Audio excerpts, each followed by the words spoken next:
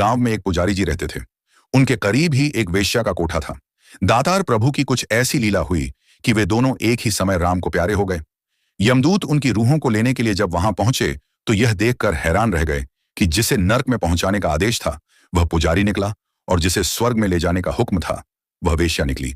यमदूतों ने सोचा, लगता है धर्मराज के दफ्तर के क्लर्कों से कोई भूल हो गई है। यमदूत तुरंत वापस पहुंचे, धर्मराज से सारा किस्सा कह सुनाया। धर्मराज ने उन्हें बताया, जो कुछ आप सोच रहे हैं वह आपकी भूल, आपको अज्ञानता है। यमदूतों को धर्मराज की बात समझ न आई।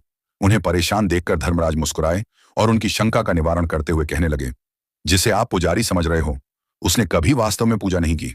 उसका ध्यान तो हर समय वेश्या के कोठे पर घूमता रहता था।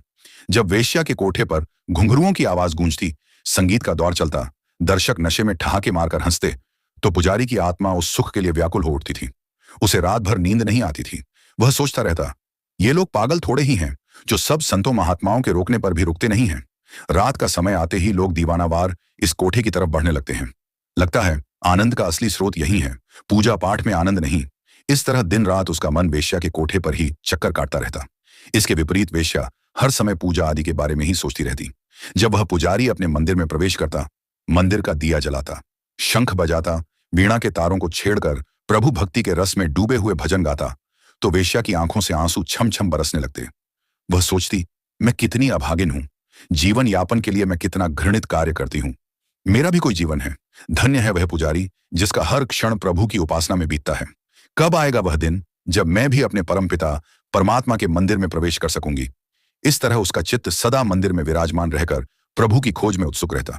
यही कारण है कि मरते समय वेश्या का ध्यान तो परमात्मा में लगा था और पुजारी का मन वेश्या के कोठे पर नृत्य का आनंद लेने के लिए भटक रहा था। यह सब बताने के बाद धर्मराज ने उन यमदूतों से पूछा, अब तुम ही बताओ कि भूल हमारे क्लर्कों की है या तुम्हारी। यमदूतों ने अपनी भूल स्वीकार करते हुए अपने सिर नीचे झुका दिए और अपनी ड्यूटी निभाने के लिए फौरन निर्दिष्ट स्थान की ओर रवाना हो गए।